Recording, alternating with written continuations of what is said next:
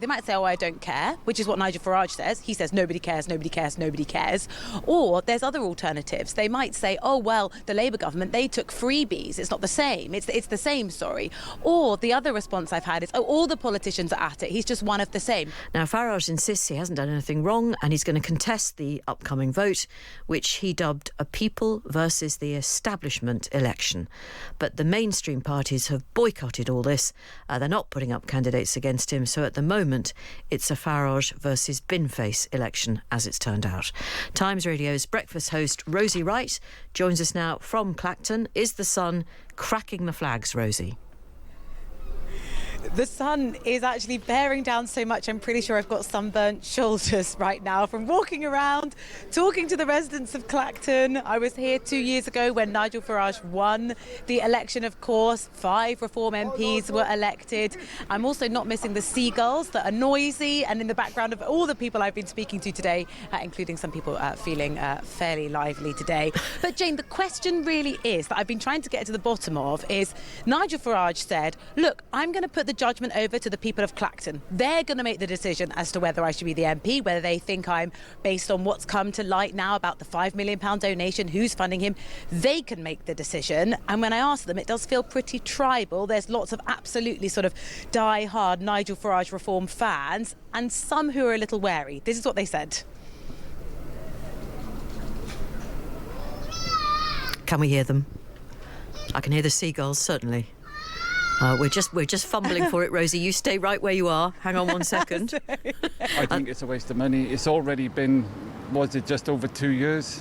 He's got voted in. I mean, another 2 years, there's going to be another vote anyway. So why bother doing it now? I think it'll be a good idea because they want to get him out. And he don't want him out. And I don't want him out. It's all a political game. We're doing it for distraction. You know, we've got 5 million reasons, haven't we? I'd vote for Binface. And I've lived in Clacton since 1977, and I think we've just become a political circus.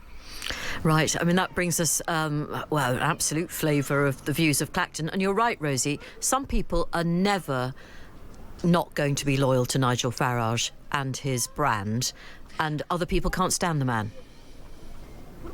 Yeah, I think you're right. It's really divisive. People here are very politically exercised. There's very few people when you say, oh, I'm here to talk about the election, you say, oh, you're here to talk about Nigel Farage.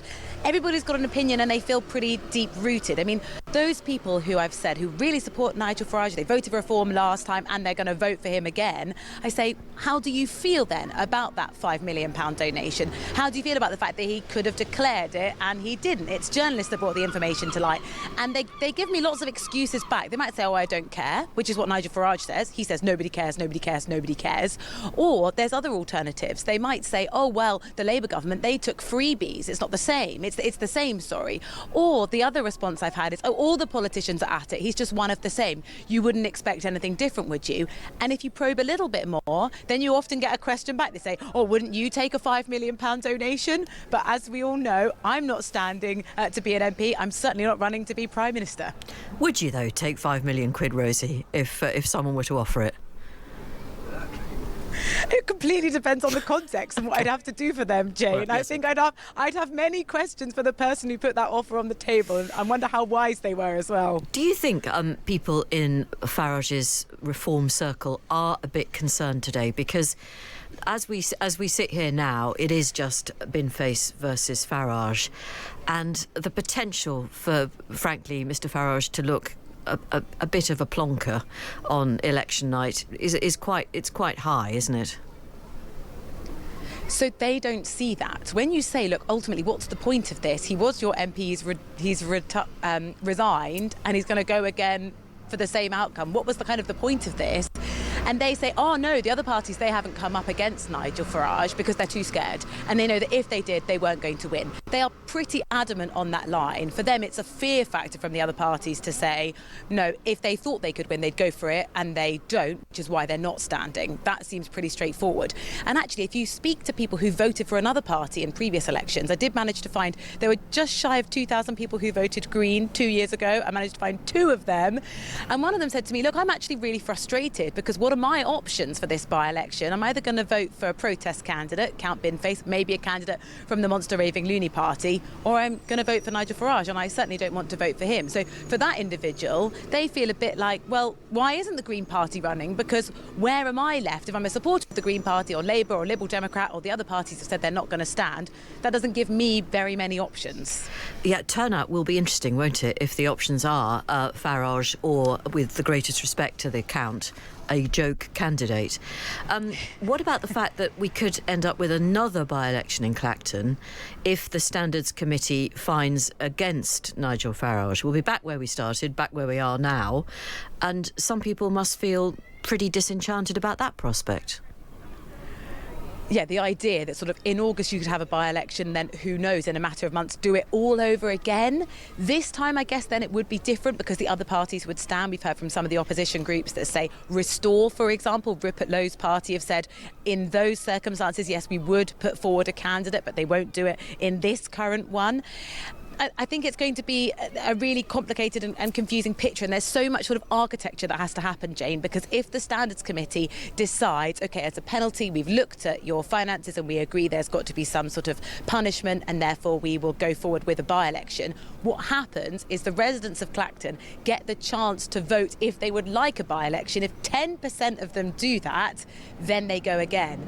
And if you go back to 2024 and you add up the number of people who voted for parties like the Liberal Democrats, Labour, the Green Party, the net group of them does make up more than 10%. So I think if the opportunity came for a recall petition and a second by-election, it's more likely than not that it would go ahead. And my goodness, the residents in Clacton have got to vote again. Now, I know it's quite hard for you to judge, but you did say earlier that you had been in Clacton a couple of years ago when Nigel Farage was first elected. What was the area like at the time? What is it like now? Have you seen any improvements? I've been asking that question to Clacton residents to say, do you feel as though Nigel Farage has improved the area? Because there was so much excitement and anticipation, I guess, when for the first time Nigel Farage had been elected as an MP. He tried, that was his 8th time in trying, and people here felt really galvanised. They'd booted out the Conservatives that they felt like hadn't been doing anything. With an 8,000 majority, Reform won. But when I ask people, they say, oh, I hardly see him. He comes for a photo shoot, he comes for a photo op. I've seen him outside the Witherspoons, which is just down there behind me on the main strip. I've seen him at the front, kind of at the pier. But they don't feel, some of the people who've spoken to me, they don't feel like they've seen actual change. And that word that we've heard so much over the last 2 years, change.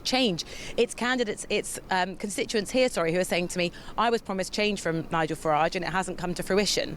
The other side of that, though, is just the Nigel Farage fans who say he's going to change the country at large. They're not so worried about their constituency because what they want is a reform government and a reform prime minister. So how much this area has changed hasn't fazed them too much in their voting intentions. Rosie, thank you very much indeed for that. And I thought you weathered the storm earlier in your contribution there.